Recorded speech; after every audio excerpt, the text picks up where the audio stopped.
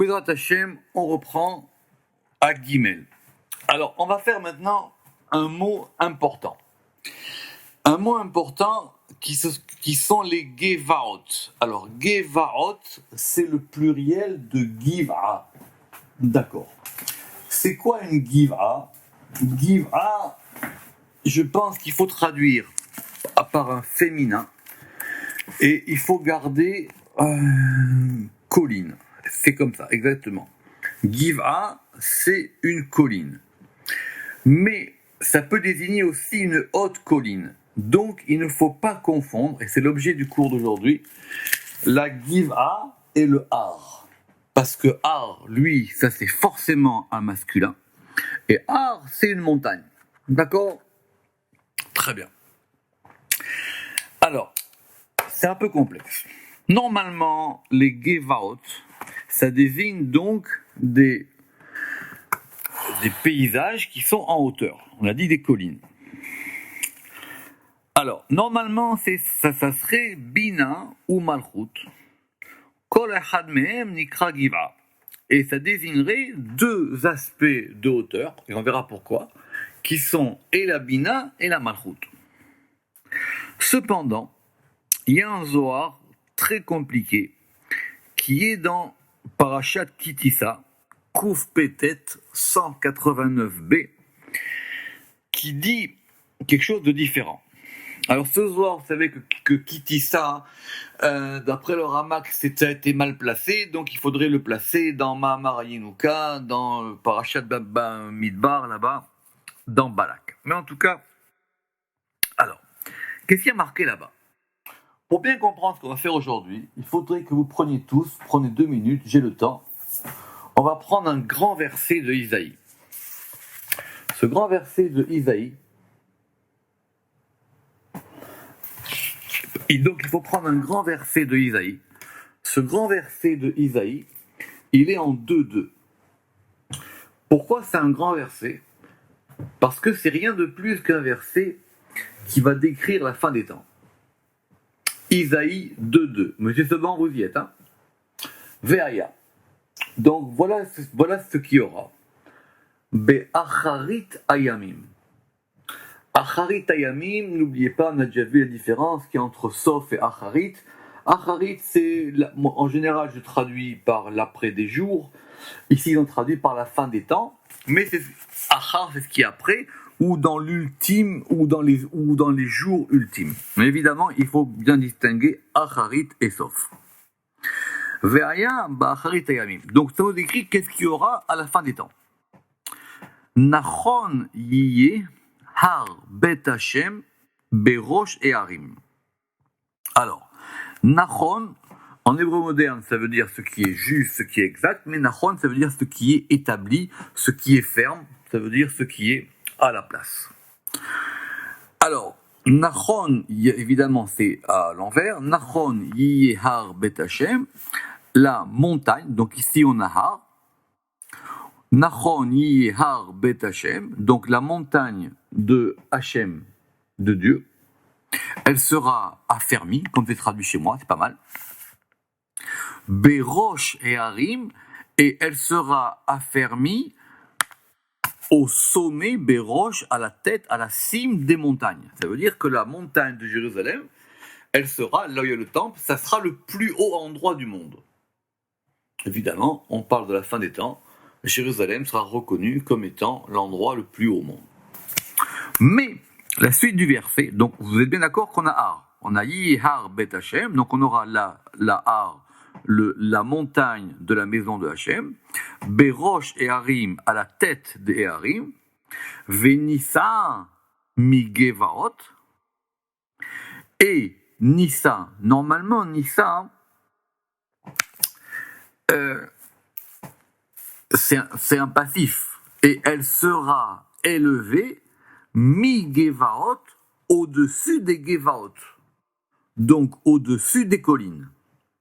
Donc on a les montagnes du monde, au-dessus des montagnes du monde, il y a la montagne de Hachem, Jérusalem, Har Bet Hachem, et tout ça, ça sera au-dessus des Gevaot. Venaharu helav kol hagoyim, et la suite, elle est connue, et tous les peuples y afflueront. Ça veut dire, puisque c'est Nahar, ça veut dire tout sera connecté comme vers un fleuve. Et donc tous les peuples iront en fleuve vers Jérusalem. Venaharu elav kol hagoyim. Très bien.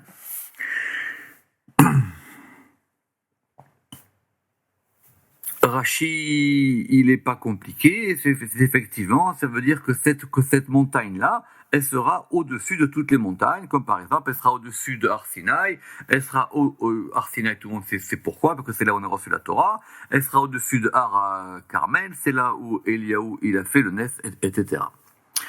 Maintenant, le Zohar, il veut comprendre cette histoire-là, à propos de Gevaot. Il dit, mais c'est quoi Gevaot ici?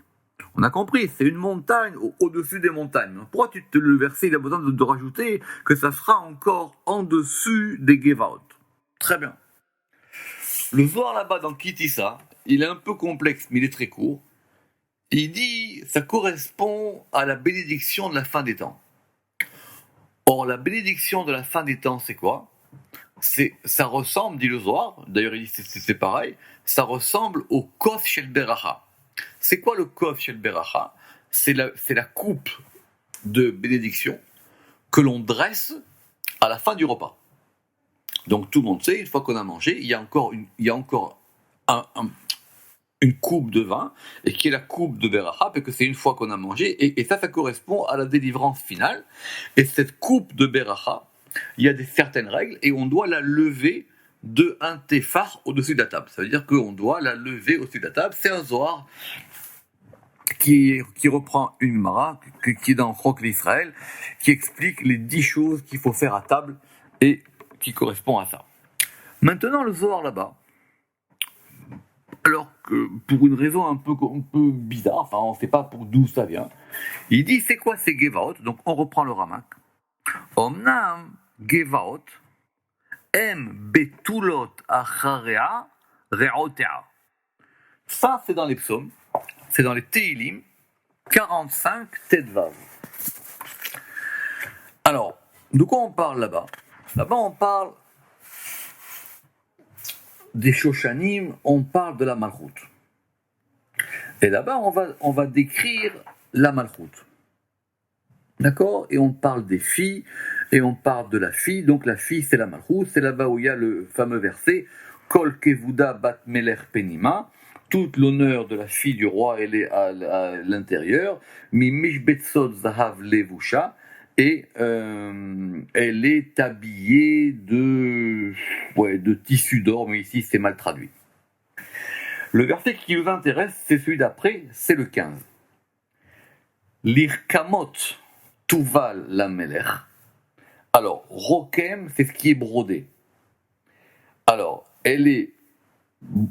alors, ici c'est mal traduit. Ici c'est marqué couverte de broderie. Elle est introduite auprès du roi. Bon.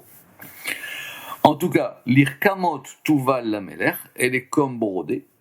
Et donc cette fille-là, cette malchoute-là qui s'appelle Bat Melech, qui elle représente l'intériorité, l'irkamot tuval la melech. Bon, tuval ici, je vous répète, c'est mal traduit, il a dit, alors l'irkamot, ici il est traduit, elle est couverte de broderie. Elle est introduite auprès du roi. En tout cas, il a fait 5 mots pour dire 3 mots en hébreu. Mais ce qui nous intéresse, c'est ça. Betulot acharea reotea. Donc, elle est suivie par des jeunes filles qui sont vierges, reotea, et qui sont ses compagnes. Muvaot lach, et elles sont amenées pour toi. En gros, c'est quoi? C'est que la Malchut, elle est suivie par d'autres aspects féminins. Et ce qu'on appelle les compagnes de la Malchut. Ça, on l'a vu plusieurs fois. Ce sont les jeunes filles qui accompagnent la Malchut. Puisque la Malchut, c'est la reine. Et cette reine-là, elle est accompagnée d'autres jeunes filles. Qu'est-ce qu'il dit le Zohar là-bas? Le Zohar, il dit, c'est quoi les Gevaot du verset dans Isaïe 2.2? Alors, ne vous inquiétez pas, on va expliquer. Vechen mevoir bazoar, et donc c'est expliqué dans le Zohar, ce que je vous ai dit, et c'est expliqué dans le Zohar. Alors ici, il donne deux références, mais il n'y en a qu'une qui est bonne. À propos de notre verset, Bepasuk, Ve'aya, Be'acharit Yamim, Nachon Yeh Ar Bet Hashem, le verset qu'on a lu, Venissa Migevarot, et cette montagne, elle sera élevée au-dessus des Gevarot. Pourquoi? Le Zohar, il dit là-bas, des Gevarot, Betulot, Acharea, Reotea. Parce que ces Gevaot, c'est-à-dire ces collines, elles correspondent à ces jeunes filles qui sont les suivantes de la reine. Vehi les Ma'ala Mehem, et elle est au-dessus. Donc en gros, pourquoi le Zohar il a parlé du... Vous me dites si c'est compliqué. Pourquoi le Zohar il a parlé là-bas du Kos Shel Beracha? Il dit c'est une notion de hauteur. Comment les choses vont être disposées à la fin des temps. Donc la Malchut, elle est en haut. Elle remonte au-dessus de tout. C'est ça le Har Bet Hashem. La montagne, on verra Har. Har, c'est différent évidemment. Le Har, il est au-dessus.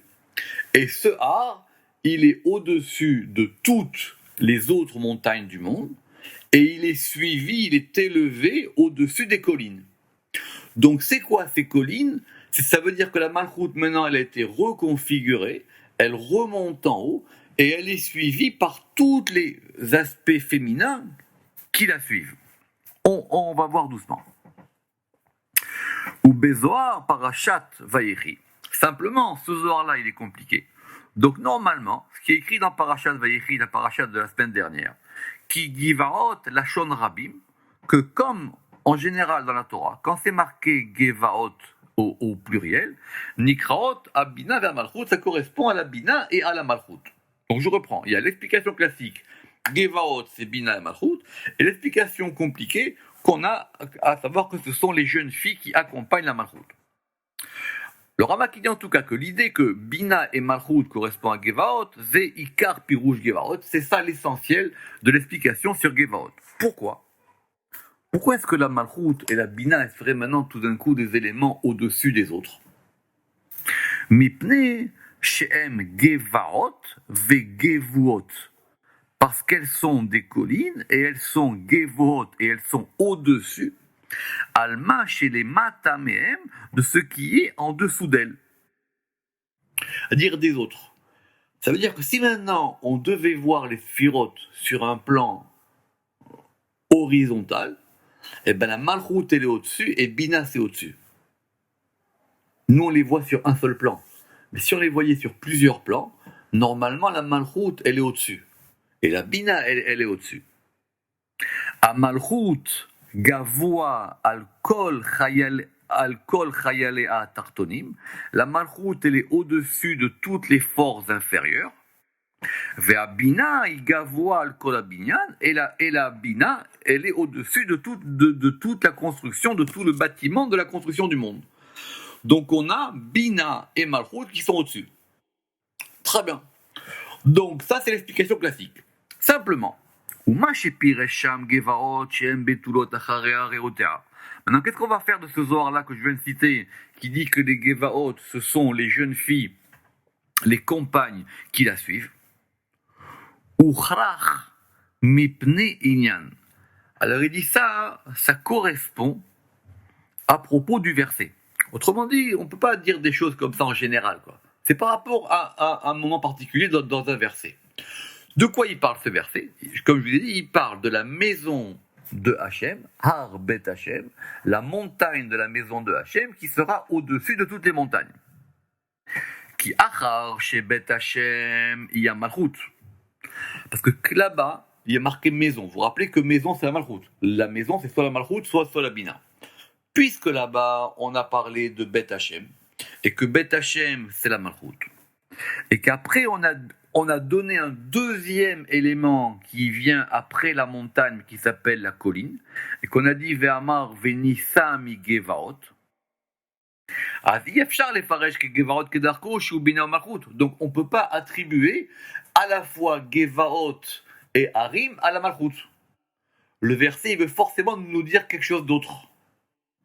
Donc comme là-bas on a dans le même verset Har et Giva, Alors forcément, ça correspond à quelque chose d'autre. Et ça correspond à quoi?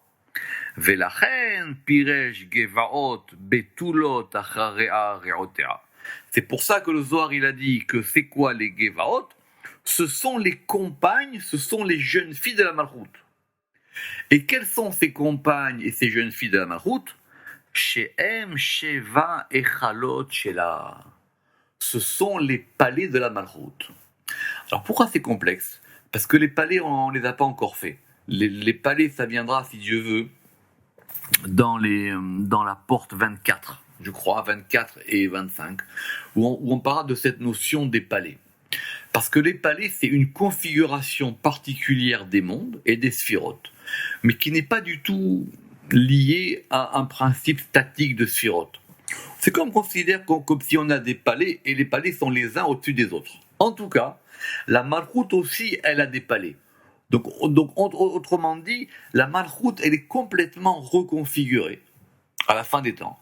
Elle est reconfigurée à savoir que maintenant, c'est elle qui monte tout en haut. C'est elle le Har Bet Hashem. Et en dessous d'elle, il y a tous les palais de la Malchut qui sont ses suivantes.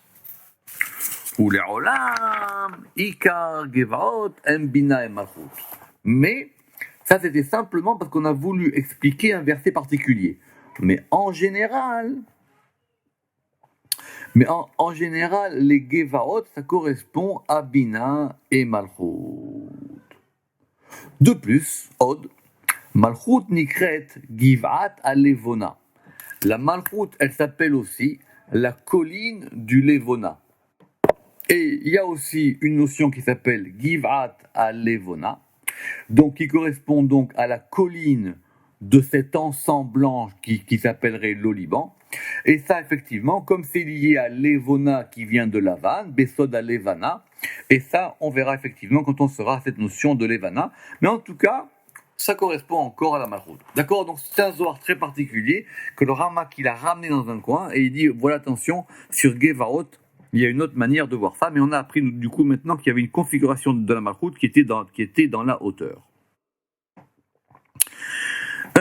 Après, on a un mot pas très compliqué, on a Gag. Alors Gag, normalement, c'est un toit. D'accord? Gag, c'est un toit. Ou plutôt, ça désigne de ce qui est au-dessus. D'accord? De ce qui est au-dessus de la chose. Par exemple, même en hébreu moderne, quand on dit Gag, ça veut dire aussi le maximum, ce qui est au-dessus. Gag, c'est le maximum. Alors le Gag à Choupa, c'est-à-dire le toit du dénuptial. Alors le toit du dénuptial, c'est ce qui est donc au-dessus de la choupa. On verra choupa quand on y sera, évidemment. Nikra keter elion, c'est le keter supérieur. Venikra ken mipne shiu gavua alkol atilut, et il s'appelle ainsi parce qu'il est au-dessus de toute l'émanation. Évidemment, le degré de keter elion, il est au-dessus de tout. Kegag, et il est comme un toit.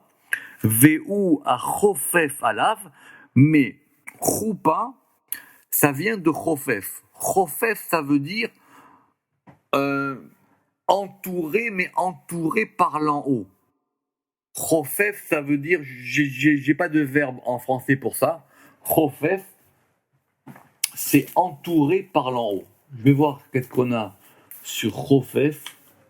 C'est de là que vient le mot choupa. Lui, il a traduit couvrir, protéger. C'est les deux. C'est à la fois ce qui couvre et à la fois ce qui protège parce que ça prend depuis l'en haut. D'accord? Donc, Chofef. Et donc, parce que c'est ce degré de Keter qui est à la fois le degré supérieur, mais c'est en même temps lui qui surplombe, qui entoure et qui protège. Alav, Kedimion Apirion, comme notre fameux Apirion. Vous vous rappelez que l'Apirion, on avait traduit ça comme étant le palanquin. Vous vous rappelez ça? C'était le fameux palanquin du roi Salomon. C'est un Zohar dans Bereshit. Nous, on avait dit, c'est ça, un palanquin ou un baldaquin. C'est ça. Donc, tout ça, et on avait dit, si je me rappelle bien, que ce Apirion là-bas, que ça correspondait à la Malchut lorsqu'elle avait toutes les 10 sphirotes en elle. D'accord? Et on avait dit qu'il y avait une différence entre Apéron et Apirion, puisque là-bas, il y avait un Yud en plus. Et c'est ça la Choupa, comme on verra, si Dieu veut, quand on verra à l'article Choupa. Très bien. Alors maintenant, on a un mot. Alors c'est un mot très bizarre, parce qu'il apparaît plusieurs fois dans la Torah, et il n'a jamais le même sens. Il n'a jamais le même sens. Alors celui qui est capable de trouver un sens commun à tout ça, je veux bien écouter, mais il n'a jamais le même sens. C'est quoi? C'est facile, c'est Gad. D'accord? Alors Gad, j'espère que tout le monde sait qui est Gad. Gad, c'est l'un des enfants de Léa. Très bien. Alors, ça apparaît dans Gad.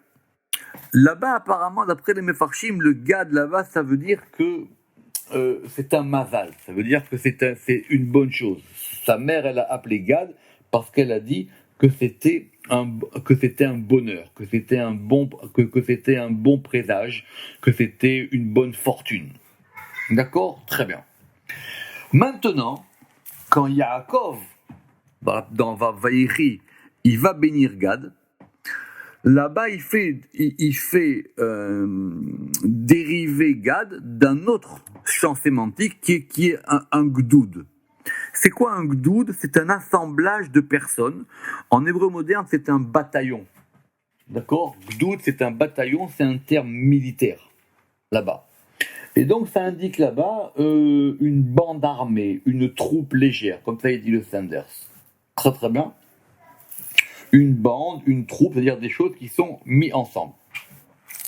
Et, encore une occurrence compliquée, quand on recevra la manne dans Parashat Béchalach, eh bien la manne, elle sera décrite comme étant Kezera ve'aman ki zera Gad. Et la manne, elle est comme une semence de Gad. Et là-bas, tout le monde dit, c'est quoi Gad? C'est la coriandre. La coriandre, l'épice. C'est pas facile de s'y retrouver avec tous ces mots de Gad. D'accord? Regardez dans Parashat Vaïri qu'on a lu la semaine dernière. Regardez sur Léa, pourquoi est-ce qu'elle a appelé son fils Gad. C'est pas facile.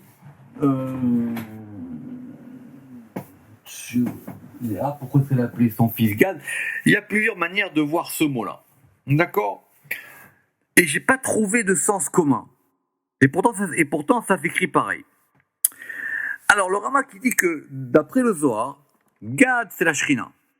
Gad ou Ashrina. Venikret Gad, et elle s'appelle Gad. Et vous allez voir comment le Zohar il fait tout à fait une autre interprétation de ce mot de Gad. Parce que Gad, ça provient du côté droit. Shu mitzad ayamin. Et voilà comment c'est expliqué dans les Tikkunim. Dans les Tikkunim Zohar. Otcham. Amai itkaria Gad. Pourquoi est-ce qu'il est appelé Gad? Begin de kelila misheva sefiran, parce qu'elle est totalisée de 7 séphirot. Pourquoi? Des salikan les cheshbon Gad, parce que ça correspond au compte de Gad. Gad c'est 3, et Dalet, Gimel c'est 3, Dalet c'est 4, 3 et 4, 7. Le Zohar il dit que c'est la Malchoute qui s'appelle Gad. Et pourquoi est-ce qu'elle s'appelle Gad? Parce que la Malchoute, vous vous rappelez que la Malchoute, elle pouvait s'appeler aussi Batsheva. D'accord? Et il y avait aussi Batsheva et Beersheva. Donc elle est constituée de 7. Et 7, c'est la valeur numérique de Gad. Veine beperouche. Et donc voilà, on a ici de façon claire qu'il y a Malchoute beyota kelula misheva. Lorsque la Malchoute, elle est totalisée de ces 7 degrés, c'est-à-dire, mais de ces 7 degrés qui provient du Chesed, Nikret Gad, elle s'appelle le Gad. Très très bien. Ok. Omnam, simplement dans Parashat Vaïri, donc la Parashat où je vous ai parlé, où Yaakov il va bénir Gad, Piresh qui Gad, là-bas c'est expliqué que Gad, on reprenait encore une fois les deux lettres, Gimel et Dalet, et on dit que le Gimel c'est Gimel, et le Dalet c'est Dalet. C'est-à-dire qu'on va lire les lettres comme étant écrites en plein. Gimel. Donc le Gimel, c'est la Bina. Pourquoi est-ce que le Gimel, c'est la Bina? On verra dans Tikkun Zohar, parce que la Bina, elle est Gomelet. C'est elle qui pourvoit. C'est comme la mère qui pourvoit à ses enfants. Quand on dit Gomel Chassadim Tovim, les Tikkun Zohar là-bas, ils disent que le fait de l'égamel, le fait de provider, comme on dit en anglais, to provide, c'est lié à Bina. Et donc, parce que Gimel chez Bina, Mashke, parce que c'est elle qui va provider de la boisson, à Dalet, et Dalet c'est la Malchut, ça c'est facile. Pourquoi est-ce que Dalet c'est la Malchut? Parce que la Malchut elle est Dala. La Malchut elle est pauvre, elle est indigente. Donc Gimel Dalet, c'est un degré qui donne et un degré qui reçoit. Gimel Dalet. Mashke les Dalet, Shi Amalchut, Shi Dala Kanoda, parce que c'est elle qui est indigente, comme on le sait. Ve'efshar sheramaz amila shiu zayin. Alors il dit maintenant, tant qu'on est dans cette notion que la seule chose qu'on peut comprendre de Gad, c'est soit on analyse sa gematria, sa vaut 7, soit on analyse les lettres avec Gimel et Dalet comme le fait le Zohar. Alors il dit que peut-être que l'allusion de ce mot de Gad qui vaut 7, remède les Gimel Avot, on pourrait dire que ça correspond aux 3 patriarches, Abraham, Yitzhak et Yaakov, qui sont Gedula, Gevura et Tiferet, et les 4, donc on garde la structure 4, 3, enfin 3, 4, Gimel, Dalet, 3 c'est les 3 premières séphirotes, et les 4, ce sont les 4 séphirotes qui sont en dessous, les Dalet Tarteem, qui sont Netzach, Od, Yesod ou Malchut, qui derer Elou Ba Hashefa, parce que l'influx, il passe de cette manière-là. L'influx, il passe de Chesed, Gvura, Tiferet, et il descend dans les 4 jusqu'à la Malchut. Alors peut-être que c'est ça que Léa, elle a pensé quand elle a nommé Gad. Et c'est que Yaakov, il a dit que ce degré de Gad, c'était un degré qui remettait les choses en ordre. Maintenant, de quoi est-ce qu'il parle là-bas, dans la bracha de Yaakov? Parce que Yaakov, il a vu, vous rappelez que Gad, il va pas vouloir aller en Israël. D'accord? Gad, mais vous vous rappelez, ça c'est la fin de Devarim. Et la tribu de Gad, elle va par contre aller se battre pour la conquête de la terre d'Israël. Et la bracha de Yaakov, c'est qu'il dit, ils partiront en légion, Begdoud, ils reviendront tous intacts, c'est-à-dire il n'y aura pas aucune perte, tels qu'ils sont partis, ils reviendront, et ils reviendront exactement par le même chemin qu'ils ont pris. Donc, voilà la bracha que Yaakov il a donné à Gad dans Parashat Ve'echi. Et si on veut vraiment être précis, il faudrait voir aussi la bracha que Moshe il a donnée. Mais en tout cas, ça indique ce degré d'une configuration parfaite des 7 degrés avec 3 qui donnent et 4 qui reçoivent. Ve'ta'am she'inikret Gad. Alors maintenant, pourquoi est-ce que la Malchut, elle s'appelle Gad? Du côté du Chesed. D'accord? Pourquoi? Parce qu'on a dit que ce degré de Gad, c'était lié à Chesed, c'est que c'est comme ça que c'est expliqué dans le Zohar. Mipnei she'abina nikret gomelet Chesed vezeu pirouche Gimel. Comme je vous ai dit, la Bina, on peut lui attribuer la lettre Gimel, dans le sens où la Bina, c'est elle qui est gomelet. C'est elle qui est gomelet et elle prodigue quoi? Elle prodigue des choses bonnes. Elle prodigue des générosités. Elle est gomelet rasadim. Donc c'est la Bina qui donne du côté du Chesed. Vezeu oksa letzad mata letzad ayamin. Et c'est la raison pour laquelle, mais on verra dans les lettres, que cette lettre Gimel, elle a une pointe en bas du côté droit. Vous avez vu que le Gimel, la base du Gimel, c'est comme 2 points qui sont un à droite, un à gauche, et elle a un point du côté droit. Ce point du côté droit, évidemment, il est lié à Chesed. Mais ça, on verra quand on sera dans Shar Otiyot. Et dans les Tikkunim, dans un autre endroit, Bemakom Acher, Gad yemina vesamala. Le Gad, ça correspond à la fois à la droite et à la gauche. Gemoul Dalim, c'est lui qui prodigue à ceux qui sont indigents, aux pauvres, comme on l'a dit plus haut. Et donc, ça veut dire qu'il y a Yamin ou Gmoul, parce que ce côté de... Donc, on a dit que dans Gad, la lettre Gimel, il y avait un côté droit et un côté gauche. Alors, on a dit, c'est quoi? Le côté droit, c'est le côté qui prodigue. Gemoul, Vainu, qui a Yamin ou Gemoul. Et c'est Bina à Gomelet, c'est la Bina qui prodigue, mais comme la Bina, elle peut aussi prodiguer, on l'a vu la dernière fois, comme la Bina, elle peut aussi prodiguer des rigueurs, ici on veut qu'elle prodigue des chassadim, ici on veut qu'elle prodigue des générosités. A gomelet venetiata el ayamin, et donc elle tend, elle penche du côté droit. Et évidemment, les dalim, les pauvres, les indigents, c'est la malchoute.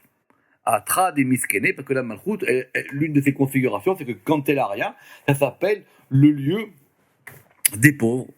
Venetiata el asmol, et lorsque la malchoute, elle est indigente, elle, évidemment, elle penche du côté gauche, parce qu'elle est déficiente, parce qu'elle est indigente, parce qu'elle est ania.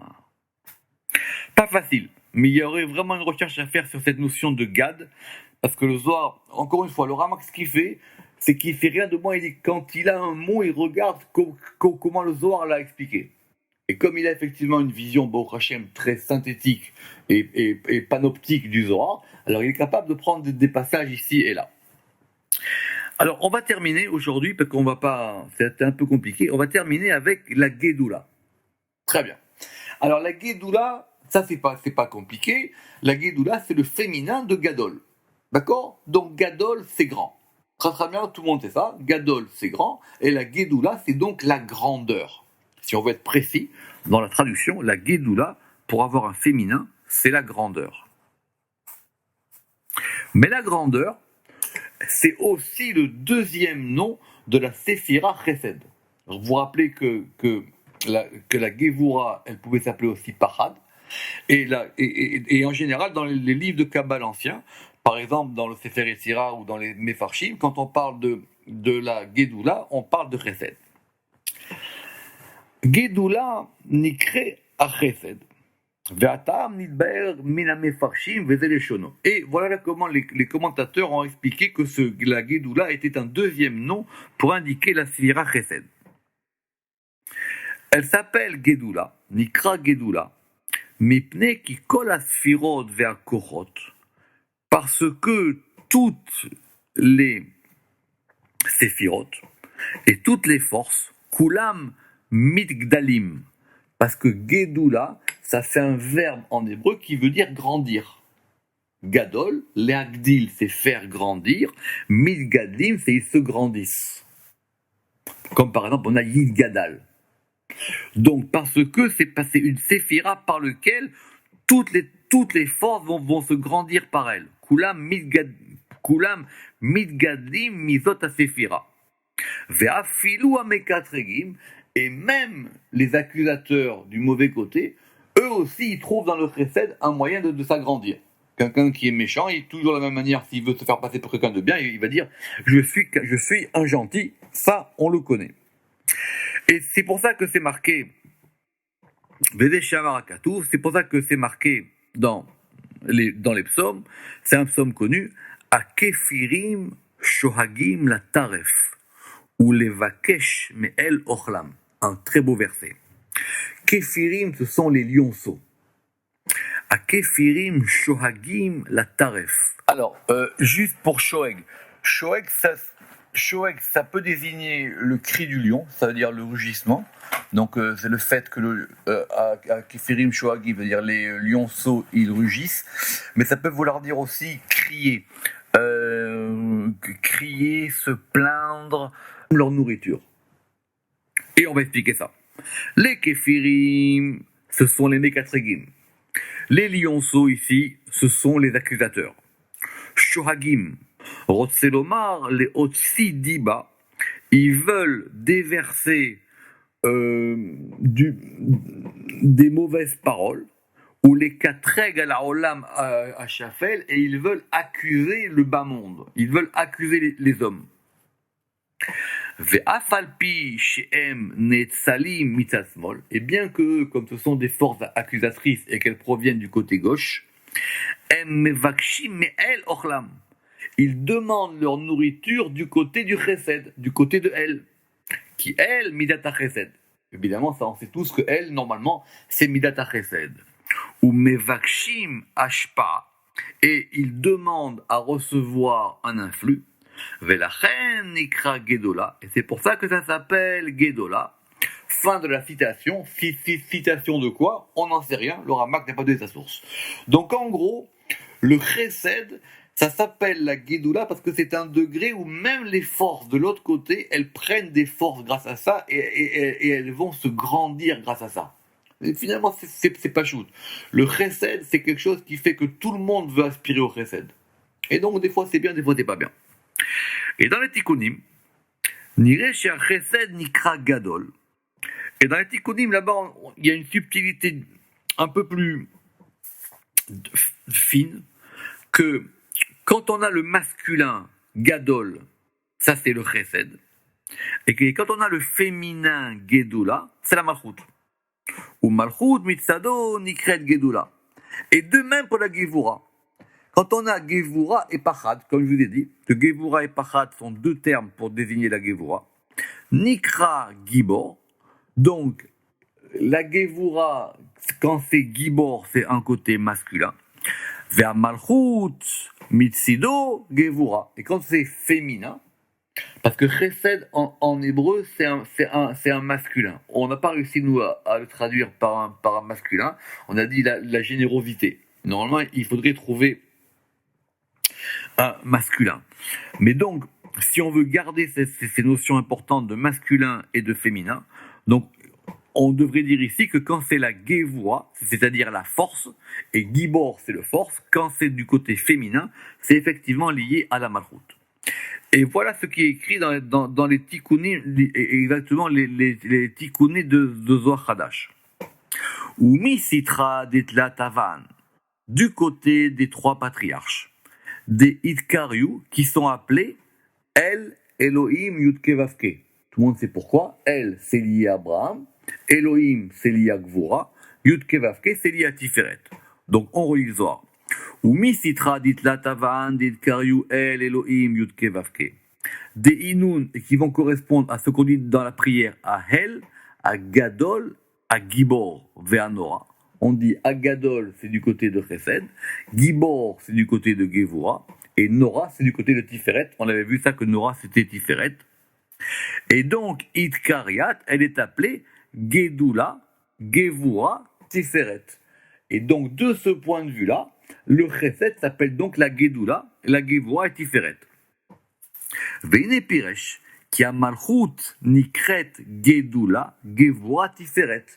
Et donc, quand la malchut, elle reçoit de ces 3 degrés, comme c'est du côté féminin, alors ça s'appelle Gedula, Gevura et Tiferet, Mitzad, Gimel, Avot. C'est lorsque la malchut, elle reçoit son influx des 3 degrés d'en haut, des 3 patriarches, Abraham, Yitzhak et Yaakov.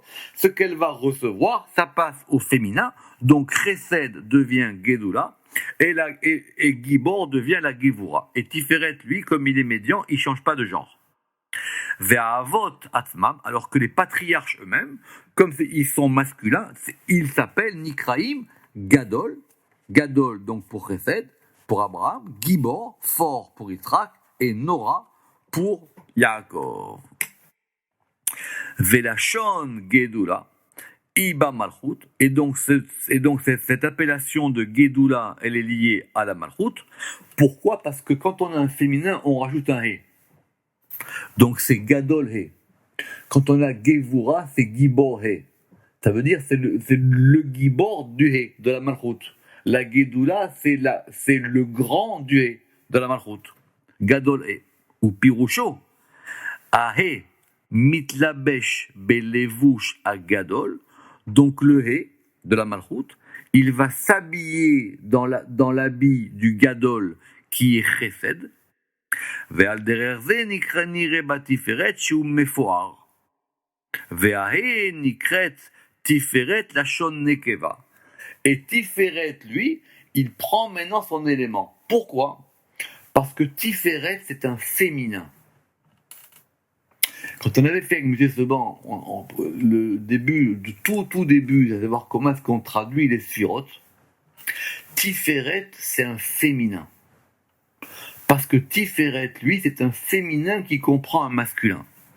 Et il dit comme ça, Ve'al dererze, nire bat Tiferet, et donc c'est pour ça qu'on voit dans Tiferet, Sheu Mefoar, que maintenant ce Tiferet, il est méfoire. Comment on traduit Tiferet? C'est une très grande question.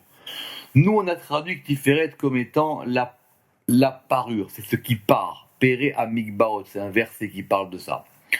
Ça peut désigner aussi la beauté, c'est pas mal aussi, mais c'est pas évident. En tout cas, c'est un degré qui indique une perfection. PR. PR adore. PR adore, ça veut dire le prestige de la génération. Et donc, Tiferet, maintenant, on a dit que Chesed, quand ça descend dans Malchut, ça s'appelle la Gedoula. La Gibor, quand ça descend dans Malchut, ça s'appelle la Gevura. Et Tiferet, lui, il devient féminin. Mais c'est comme ça qu'il dit. Ve'ahe. Non, il dit que lui, on peut l'appeler Méfoire, C'est ça. masculin, Exactement. elle s'appellera Tiferet. Exactement. Bidjouk. Donc, si on veut que Tiferet il soit masculin, il faudrait l'appeler Méfoar quand il est au niveau des 3 votes.